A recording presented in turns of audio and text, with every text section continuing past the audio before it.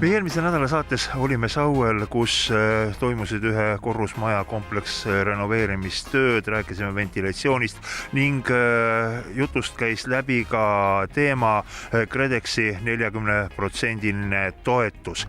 Täna me tulime sama juttu jätkama Põlvasse ning siin on ühe maja renoveerimistööd lõpujärgus ning taas käib läbi märksõna KredEx ning 40% toetust. Räägi natukene sellest KredExi toetuse programmist, mida ta endast kujutab?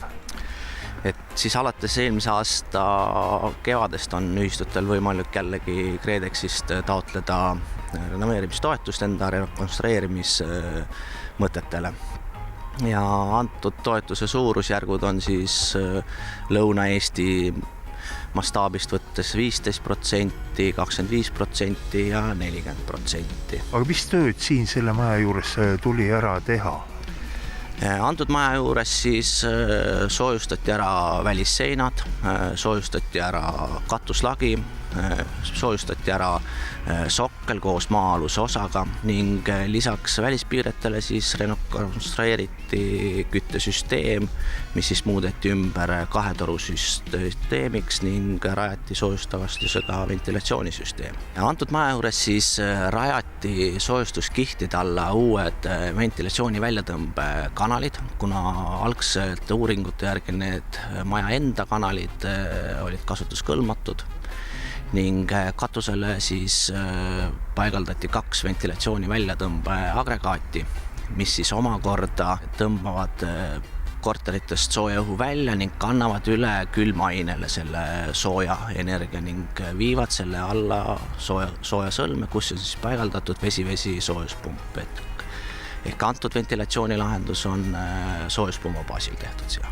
Kui palju maju te olete juba selle uue meetme raames jõudnud ära teha?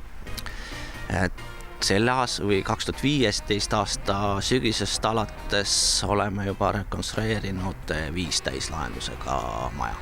Suurematel majadel alates kuskil 30 korterist, et selliste majade puhul kuised väljaminekud inimestel ei suurenda, kui lähtutakse sellised mõistlikust paketist, kui minnakse ikkagi ka tervet maja nagu laiali lammutama ja uut ehitama, siis kindlasti see ruutmeetri makse nagu ikkagi läheb suuremaks, aga küttekulude kokkuhoid on ikkagi märkimisväärne nende renoveerimisprotsesside juurde, et enamus majades on ruutmeetri makse kuskil 1 euro kanti jääb see, mida nad peavad nagu pangale tasuma.